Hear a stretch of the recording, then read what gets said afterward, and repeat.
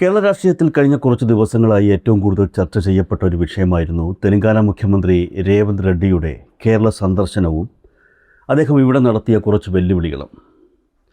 Election പ്രചരണത്തിൻ്റെ ഭാഗമായി കേരളത്തിലെത്തിയ രേവന്ത് റെഡ്ഡി തികഞ്ഞ ആത്മവിശ്വാസത്തോടെയും അതിലേറെ അഹങ്കാരത്തോടെയുമാണ് കേരളത്തിലെ ഭരണ സംവിധാനങ്ങളെയും മുഖ്യമന്ത്രി പിണറായി വിജയനെയും കടന്നാക്രമിച്ചത്. കേരളത്തിൽ വന്ന് വികസനത്തിൻ്റെ പേരിൽ സംവാദത്തിന് വെല്ലുവിളിച്ച തെലങ്കാന മുഖ്യമന്ത്രി രേവന്ത് റെഡ്ഡിക്ക് വികസന കാര്യങ്ങളിൽ ഞങ്ങൾക്ക് തെലങ്കാനയിൽ നിന്നും ഒന്നും പഠിക്കാനില്ല എന്ന കൃത്യമായ മറുപടിയാണ് മുഖ്യമന്ത്രി പിണറായി വിജയൻ നൽകിയത്. മുഖ്യമന്ത്രി പിണറായി വിജയന് "നീ പോ മോനെ വിജയ" എന്ന് പരിഹസിച്ച രേവന്ത് റെഡ്ഡിക്ക് "ഡാഷ് മോനെ രേവന്ത്" എന്ന മറുപടിയും കേരളം നൽകി. ഈ വാക്പോരുകൾ ദേശീയ തലത്തിൽ വരെ വലിയ വാർത്തയായി മാറി. കേരളത്തിൻ്റെ വികസന സൂചികകളെയും സാമൂഹ്യ പുരോഗതിയെയും ചോദ്യം ചെയ്തുകൊണ്ട് തെലങ്കാന എന്ന സംസ്ഥാനം എല്ലാ മേഖലയിലും കേരളത്തെക്കാൾ ബഹുദൂരം മുന്നിലാണെന്ന ഒരു വ്യാജ ചിത്രം സൃഷ്ടിക്കാനാണ് അദ്ദേഹം ശ്രമിച്ചത്. എന്നാൽ ഈ അഹങ്കാരത്തിന് കാലം കാത്തുവച്ച മറുപടി വന്നത് കേരളത്തിൽ നിന്നല്ല, രേവന്ത് റെഡ്ഡിയുടെ സ്വന്തം നാടായ തെലങ്കാനയിലെ ചോര വീണ മണ്ണിൽ നിന്നും തന്നെയാണ്. കേരളത്തിന് മുന്നിൽ മേനി നടിക്കുന്ന തെലങ്കാനയുടെ യഥാർത്ഥ മുഖം എത്രത്തോളം ഭീകരവും പ്രാകൃതവുമാണെന്ന് വെളിപ്പെടുത്തുന്ന അതിദാരുണമായ വാർത്തകളാണ് ഇപ്പോൾ അവിടെ നിന്നും പുറത്തു വരുന്നത്. പ്രമുഖ ദേശീയ ഓൺലൈൻ മാധ്യമമായ ന്യൂസ് മിനിറ്റ് ഒരു വാർത്ത റിപ്പോർട്ട് ചെയ്തിട്ടുണ്ട്. കേരളം കണ്ടു പഠിക്കണമെന്ന് രേവന്ത് റെഡ്ഡി ആക്രോശിച്ച ആ തെലങ്കാന മോഡലിൻ്റെ യഥാർത്ഥ അവസ്ഥ എന്താണെന്ന് പരിശോധിക്കുമ്പോഴാണ് കോൺഗ്രസ് ഭരണകൂടത്തിൻ്റെ പൊള്ളത്തരം വ്യക്തമാകുന്നത്. വികസനത്തിൻ്റെ വലിയ കണക്കുകൾ നിരത്തുമ്പോഴും ഒരു പരിഷ്കൃത സമൂഹത്തിന് സങ്കല്പിക്കാൻ പോലുമാകാത്തത്ര ക്രൂരമായ സംഭവങ്ങളാണ് തെലങ്കാനയുടെ ഉൾനാടുകളിൽ അരങ്ങേറുന്നത്. സ്വന്തം പിതാക്കന്മാർ തന്നെ തങ്ങളുടെ ചോരയിൽ പിറന്ന പെൺമക്കളെ നിഷ്ഠൂരമായി കൊലപ്പെടുത്തിയ 2 സംഭവങ്ങളാണ് കേവലം 2 ദിവസങ്ങളുടെ ഇടവേളയിൽ തെലങ്കാനയിൽ നിന്നും റിപ്പോർട്ട് ചെയ്യപ്പെട്ടത്. ദ ന്യൂസ് മിനിറ്റ് പുറത്തുവിട്ട ഈ വാർത്തകൾ ഏതു മനുഷ്യൻ്റെയും ചോര മരവിപ്പിക്കുന്നതാണ്. ജനിച്ചത് ആൺകുട്ടിയല്ല, പെൺകുട്ടിയായി പോയി എന്ന ഒറ്റ കാരണത്താലാണ് 4 പിഞ്ചു കുഞ്ഞുങ്ങളെയും ഒരു ഗർഭിണിയായ യുവതിയെയും അവർക്ക് ഏറ്റവും സുരക്ഷ നൽകേണ്ട കുടുംബത്തിൽ വെച്ച് തന്നെ ഇല്ലാതാക്കിയത്. ഇത് ഒറ്റപ്പെട്ട സംഭവങ്ങളല്ല, മറിച്ച് തെലങ്കാന എന്ന സംസ്ഥാനത്ത് ആഴത്തിൽ വേരൂന്നിയ പുരുഷാധിപത്യത്തിൻ്റെയും ആൺകുട്ടികളോടുള്ള അമിതമായ താൽപ്പര്യത്തിൻ്റെയും ഏറ്റവും ഭയാനകമായ മുഖമാണ്. കരിംനഗർ ജില്ലയിലെ ജൂബിലി നഗറിനടുത്തുള്ള ഒരു ഗ്രാമത്തിലാണ് മനുഷ്യ മനസാക്ഷിയെ ഞെട്ടിച്ച ആദ്യത്തെ സംഭവം നടന്നത്. 22-കാരിയായ കാച്ചു മൗനിക എന്ന യുവതിയുടെ 5 വയസ്സുള്ള ഇരട്ട പെൺകുട്ടികളായ ഗീതാൻഷിയെയും ഗീതാൻവിതയെയും സ്വന്തം പിതാവായ ശ്രീശൈലം തൻ്റെ കൃഷിയിടത്തിലെ കിണറ്റിലേക്ക് തള്ളിയിട്ട് കൊലപ്പെടുത്തുകയായിരുന്നു. കുട്ടികൾ കളിക്കുന്നതിനിടെ കാൽ വഴുതി കിണറ്റിൽ വീണതാണെന്നായിരുന്നു ഇയാൾ ആദ്യം പോലീസിനോടും നാട്ടുകാരോടും പറഞ്ഞത്. എന്നാൽ ആ പിഞ്ചു കുഞ്ഞുങ്ങളുടെ അമ്മയായ മൗനിക മാധ്യമങ്ങൾക്ക് മുന്നിൽ പൊട്ടിക്കരഞ്ഞുകൊണ്ട് തുറന്നു പറഞ്ഞ സത്യങ്ങൾ തെലങ്കാനയിലെ സാമൂഹിക അവസ്ഥയുടെ നേർക്കാഴ്ചയായിരുന്നു. പെൺകുട്ടികളായി ജനിച്ചു പോയി എന്ന കാരണത്താൽ ആ പിതാവ് ആ കുഞ്ഞുങ്ങളെ ജനിച്ച നാൾ മുതൽ ഉപദ്രവിക്കുകയും അസഭ്യം പറയുകയും ചെയ്യുമായിരുന്നു. ആൺകുട്ടി വേണമെന്നായിരുന്നു അയാളുടെ ആഗ്രഹം.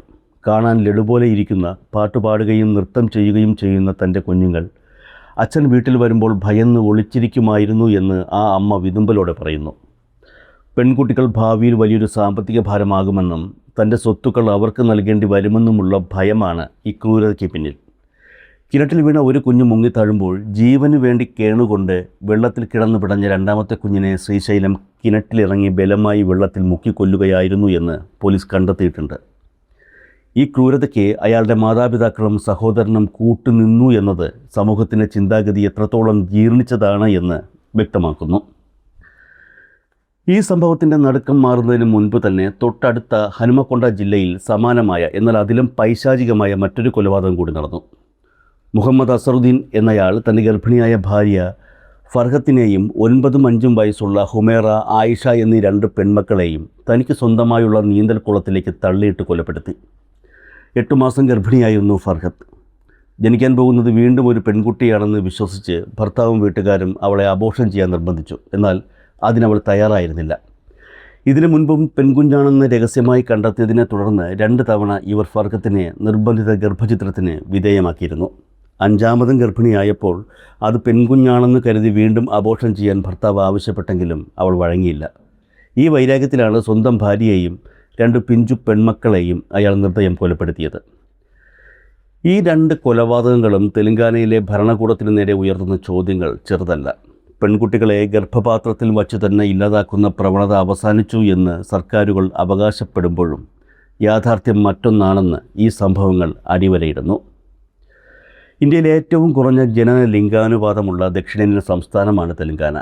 ഈ ഒറ്റ കണക്കിൽ തന്നെയുണ്ട് ആ സംസ്ഥാനത്തിൻ്റെ വികസനത്തിൻ്റെ പൊള്ളത്തരം.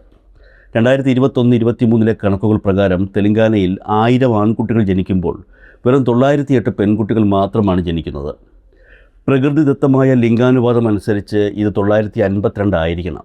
ജനിക്കാൻ പോകുന്ന കുഞ്ഞ് ആൺകുട്ടിയാണോ എന്ന് രഹസ്യമായി പരിശോധിക്കുകയും ആണെങ്കിൽ മാത്രം ജനിക്കാൻ അനുവദിക്കുകയും ചെയ്യുന്ന പ്രവണത എത്രത്തോളം വ്യാപകമാണ് എന്നതിൻ്റെ ഏറ്റവും വലിയ തെളിവാണിത്.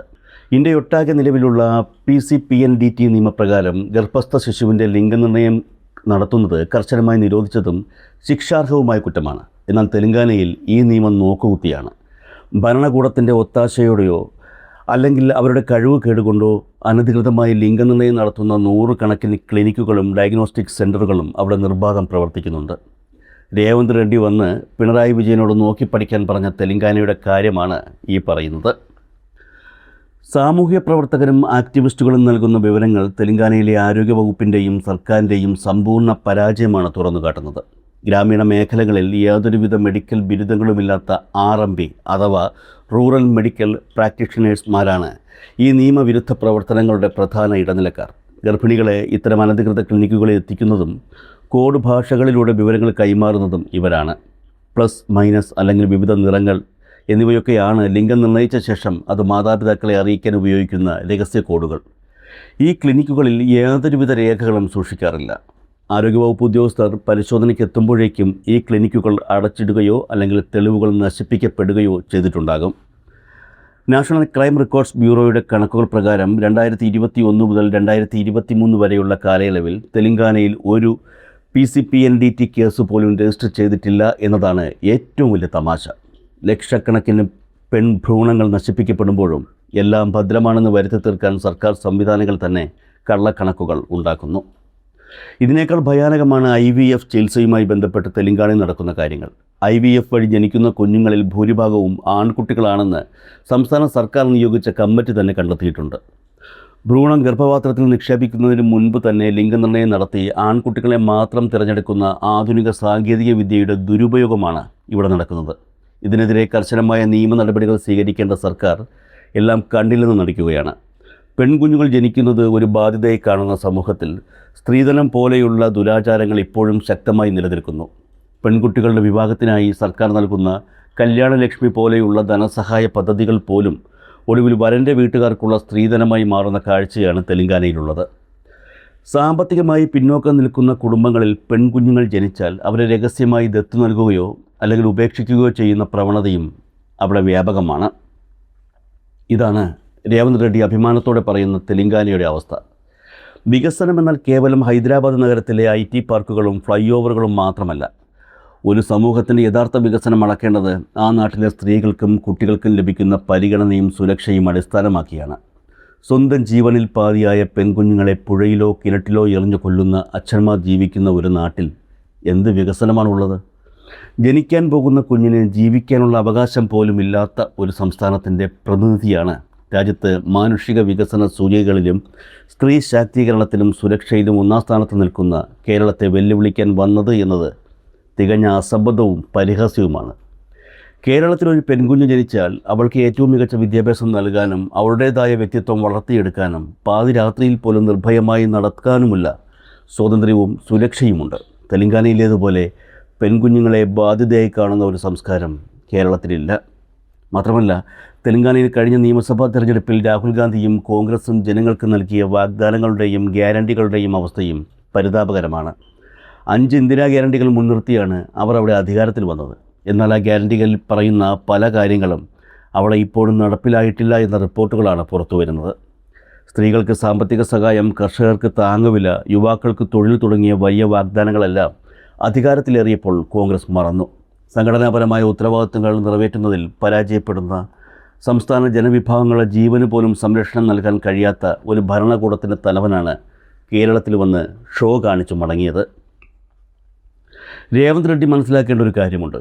വാക്കുകൾ കൊണ്ടുള്ള ജാലവിദ്യകളോ രാഷ്ട്രീയമായ ആരോപണങ്ങളോ കൊണ്ട് കേരളത്തിൻ്റെ മണ്ണിൽ ഒരു ചലനവും സൃഷ്ടിക്കാൻ നിങ്ങൾക്ക് കഴിയില്ല.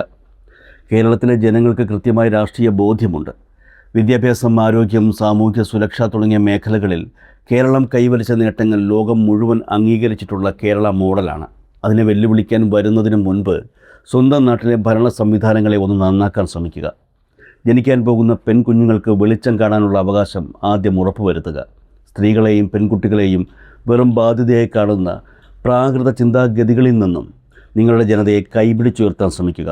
അനധികൃതമായി ലിംഗനിർണ്ണയം നടത്തുന്ന ക്ലിനിക്കുകൾ പൂട്ടിക്കാനും നിയമം കർശനമായി നടപ്പിലാക്കാനും നിങ്ങളുടെ പോലീസിനും ആരോഗ്യവകുപ്പിനും നിർദ്ദേശം നൽകുക. അതൊന്നും ചെയ്യാതെ സ്വന്തം നാട്ടിലെ പ്രശ്നങ്ങൾ മൂടി വച്ചുകൊണ്ട് കേരളത്തിൽ വന്ന് പിണറായി വിജയനെ വെല്ലുവിളിക്കുന്നത് സ്വന്തം നഗ്നത മറച്ചു വച്ച് മറ്റുള്ളവരെ നോക്കി പരിഹസിക്കുന്നതിന് തുല്യമാണ്. 2 ദിവസങ്ങളുടെ വ്യത്യാസത്തിൽ തെലങ്കാനയുടെ മണ്ണിൽ ജീവൻ വെടിഞ്ഞ ആ 4 പിഞ്ചു പെൺകുട്ടികളുടെയും ഒരു ഗർഭിണിയായ യുവതിയുടെയും മരണത്തിന് ഉത്തരവാദി ആ കൊലപാതകൾ മാത്രമല്ല, ഈ ദുരവസ്ഥയെ കണ്ടില്ലെന്ന് നടിക്കുന്ന, സ്ത്രീ വിരുദ്ധതയെ പ്രോത്സാഹിപ്പിക്കുന്ന അവിടുത്തെ ഭരണകൂടവും സാമൂഹ്യ വ്യവസ്ഥിതിയും കൂടിയാണ്. ആ കുഞ്ഞുങ്ങളുടെ ചോര വീണ മണ്ണിൽ നിന്നുയരുന്ന നിലവിളികൾ കേൾക്കാൻ കഴിയാത്ത ഒരു മുഖ്യമന്ത്രിക്ക് എങ്ങനെയാണ് ഒരു ജനതയെ നയിക്കാൻ കഴിയുക? സ്വന്തം നാട്ടിൽ ജനിക്കുന്ന പെൺകുഞ്ഞുങ്ങൾക്ക് ജീവിക്കാൻ സുരക്ഷിതമായ ഒരു ചുറ്റുപാട് ആദ്യം ഒരുക്കുക. എന്നിട്ട് പോരെ എല്ലാ വികസന സൂചികകളിലും ഒന്നാമത് നിൽക്കുന്ന കേരളത്തെ വെല്ലുവിളിക്കാൻ വരുന്നത്? ഈ ചോദ്യം ഉയരുന്നത് കേരളത്തിൽ നിന്നല്ല, നിങ്ങളുടെ സ്വന്തം തെലങ്കാനയിൽ നിന്ന് തന്നെയാണ്. അത് മനസ്സിലാക്കാൻ രേവന്ത് റെഡ്ഡി ഇനിയും വൈകിയാൽ കാലം തെലങ്കാനയുടെ ചരിത്രത്തിൽ കോൺഗ്രസ് ഭരണകൂടത്തെ വിലയിരുത്തുക വികസനത്തിൻ്റെ പേരിലായിരിക്കില്ല, മറിച്ച് ഭരണകൂട ഭീകരതയുടെയും സ്ത്രീ വിരുദ്ധതയുടെയും പര്യായമായിട്ടായിരിക്കും.